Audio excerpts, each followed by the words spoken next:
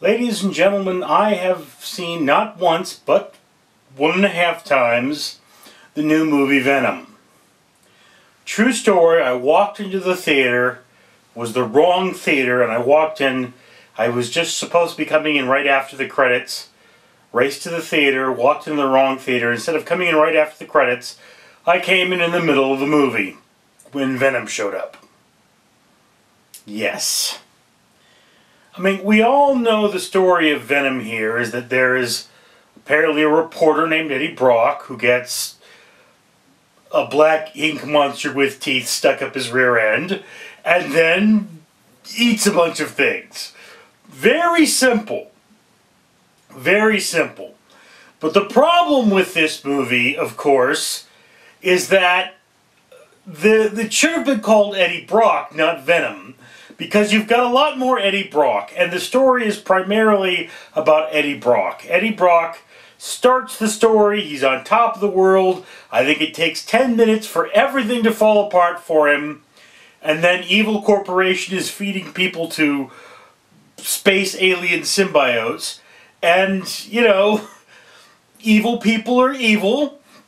Evil dude has God complex, and you know, ink monsters get stuck up people's rear ends. It's not all that great of a problem. I mean, look, when you start talking about, well, there are holes in the plot. Like, for example, the reason they are symbiotes is because they can't survive in our atmosphere. So, what were they doing on a comet? Which generally doesn't have an atmosphere. And people say, well, that's a hole in the plot. And I say, well, look, this is a movie about a giant ink monster with teeth that slides up your rear end. So, I don't care. I think that's fine. I'm not even going to think about where they come from. That's dumb, thinking about where they come from. On the other hand, you know, again, I love Venom. Venom is the one superhero or supervillain or whatever you want to call him I would love to be. I would love to have an ink monster with teeth up my rear end and just go over to my boss and be like, "We are Venom. I eat your face now." Yes. I mean, he's all about eating bad people, tater tots and chocolate. And I mean, I can get behind this 100% of the way.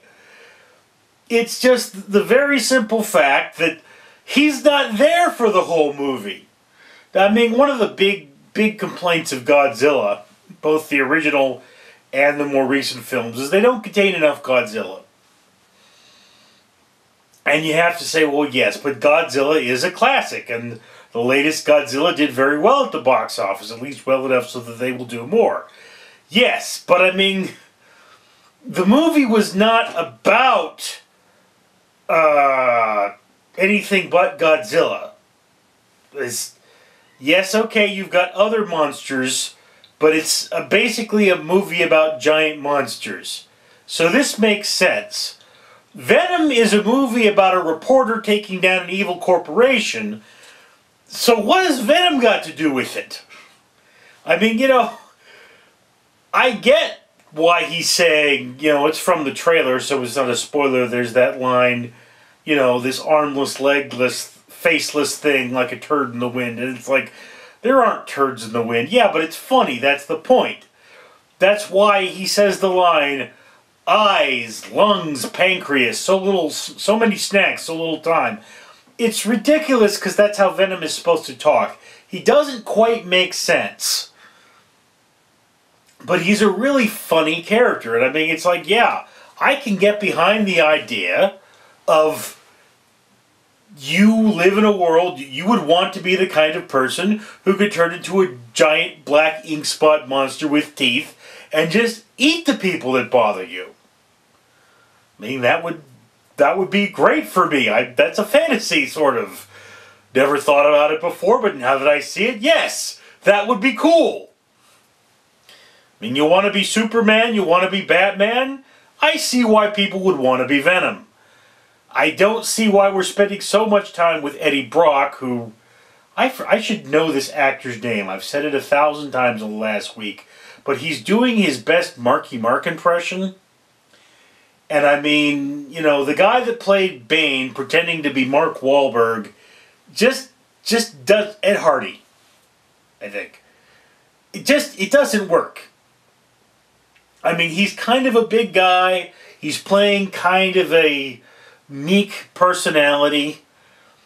And, you know, yeah, okay, I get why it doesn't work. So, the first half of the movie is bollocks. The second half of the movie is funny as hell. And that's my take on Venom. You know, I'm glad I watched it. It is not a terrible movie. It's just half of it's good and half of it's bad. And yes, I will grant you, if you're a fan of the comic books, this might not be your thing. Because I think through most of the comic books, Venom is more of a villain.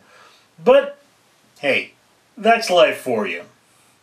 It doesn't always go your way. And the TV interpretations, or the movie interpretations, can be really weird. Anyway, that's just my opinion. I'd love to hear yours down in the comments below.